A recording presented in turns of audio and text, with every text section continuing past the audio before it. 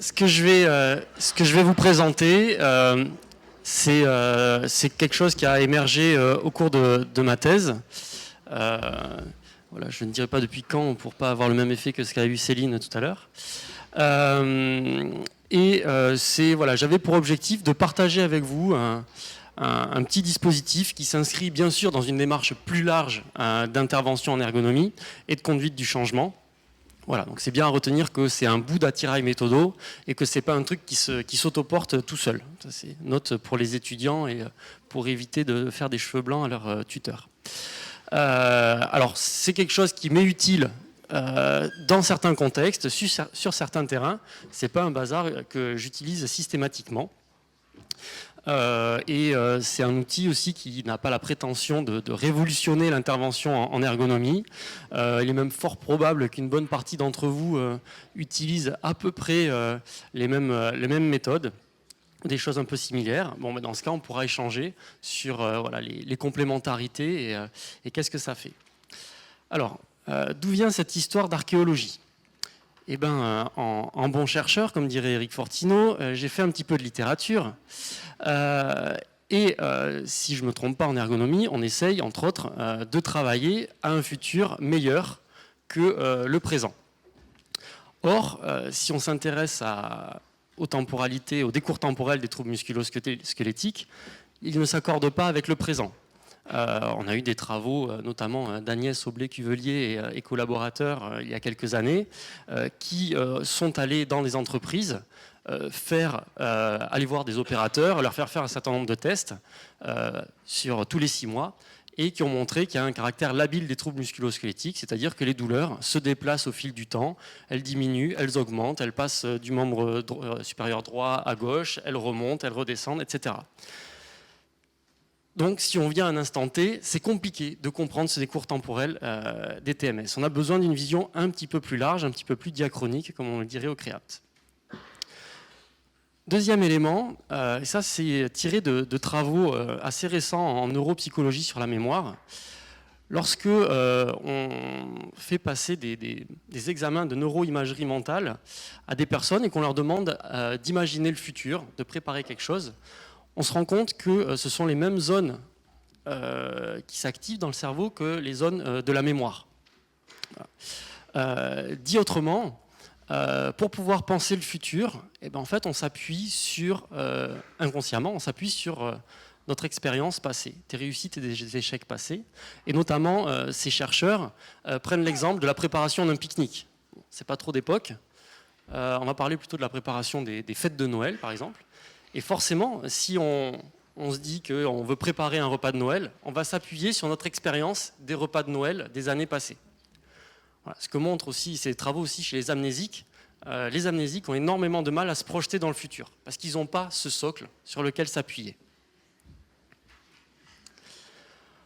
Or, ce que l'on a constaté dans les entreprises, notamment à TMS, c'est que certaines entreprises, pas mal d'entreprises, sont pour partie amnésiques. Alors d'où vient cette amnésie des entreprises ? Elle vient des départs massifs des anciens, voilà, et qui sont porteurs de l'histoire, et peut-être d'une transmission qui n'a pas été assurée. Ou alors d'une transmission juste sur certains gestes professionnels, mais pas forcément sur la dynamique de l'entreprise, l'histoire de l'entreprise. Ça vient aussi du turnover des cadres, de la flexibilité qui est demandée, qui fait qu'on passe d'un service à un autre, d'un projet à un autre, sans forcément capitaliser et rester longtemps pour comprendre d'où on vient. Et puis ça vient aussi de l'intensification du travail. Voilà. Et on sait que quand le travail s'intensifie, se densifie, on rencontre des difficultés à se construire une expérience qu'on peut remobiliser. Les cadres, tout à l'heure Karine a fait écho aux travaux de Corinne Godard. C'est des travaux de Corinne Godard aussi sur les cadres qui sont enfermés dans le temps présent, parce que justement ils ont de l'urgence à gérer, donc ils ne peuvent pas forcément penser le futur à partir du passé, et puis on ne prend plus forcément le temps de la transmission. Et donc parfois, dans certains contextes, on se retrouve, nous, face à des choix de conception, des choix d'organisation du travail, de répartition des tâches, de process, dont on demande, mais vous voyez qu'il y a des inepties là-dedans, mais d'où ça vient, sur la base de quoi on s'est basé pour concevoir ces systèmes-là, et personne n'a la réponse. On a perdu l'histoire des projets ou de l'entreprise. Voilà. Donc c'est une contradiction pour nous. On a besoin d'histoire de l'entreprise, des systèmes pour pouvoir penser le futur, mais on ne l'a plus. Alors, comment on fait voilà. Quelles données du passé on peut rechercher? Comment on peut les retrouver? Comment on peut les capitaliser? Comment les formaliser? Voilà. C'est ce qui m'a intéressé. Comment est-ce qu'on peut essayer de reconstruire cette mémoire de l'entreprise qui soit aidante pour pouvoir penser le futur? Alors, je vais vous expliquer concrètement comment moi je fais avec, voilà, c'est à l'issue de plusieurs expériences tentées sur le terrain. Bon, d'abord, des analyses ergonomiques relativement classiques pour pouvoir identifier non seulement des déterminants caractéristiques de la situation, de ce qui m'intéresse, voilà, l'évolution des populations au travail, l'évolution qualitative et quantitative de la production, du service, les évolutions de la réglementation, des matériels, des procédures, des problèmes TMS identifiés. Et ensuite, ça permet aussi d'identifier l'empan temporel sur lequel il faut remonter. Est-ce qu'on remonte à 5 ans, à 10 ans, à 20 ans? Voilà. Ça dépend du contexte. Ensuite, il nous faut un support matériel qui aide à la remémoration et qui sert de grille d'entretien que l'on va avoir avec nos interlocuteurs. Alors voilà, je vous ai donné un exemple qui est volontairement flou parce que vous allez le voir, après il va s'incrémenter et ce sont des données relativement confidentielles donc d'une entreprise où on a donc une frise biographique. Là on était remonté 7 ans auparavant et ce sont les fameux déterminants que j'ai mis sur chacune de ces lignes. Alors concrètement sur un A3 c'est un peu compliqué, le format paperboard marche un petit peu mieux. Bon après il faut se le trimballer en fonction de comment on est, c'est pas évident, mais ça marche mieux sur le terrain. Et donc on commence l'entretien, on fait des entretiens successifs avec des acteurs ciblés. Voilà, ça peut être 1, 2, 3 entretiens avec une ou deux personnes. En commençant l'entretien plutôt par l'existant, et puis on remonte dans le temps petit à petit. Voilà. C'est plus facile pour se remémorer, de partir de ce qui s'est passé il n'y a pas longtemps pour pouvoir remonter. Et puis voilà, donc moi soit je fais coller des post-it, soit on écrit directement sur la frise, assez gros pour le voir d'un petit peu loin. Qu'est-ce qu'on trace là-dedans? On va tracer les changements et les non-changements, voilà, les persistances, qu'ils soient positifs ou négatifs. Il y a des changements qui sont positifs, d'autres qui ne le sont pas. Il y a des non-changements ou des persistances qui sont positives et d'autres qui ne le sont pas. Ça vaut le coup de tracer ces différentes choses. On essaye, voilà, on commence à tracer des choses sur de différentes catégories. On a le droit aussi de faire des liens entre ces éléments. Un accident du travail, là, en l'occurrence, dans le noir, c'était un accident qui a déclenché voilà, certaines modifications organisationnelles.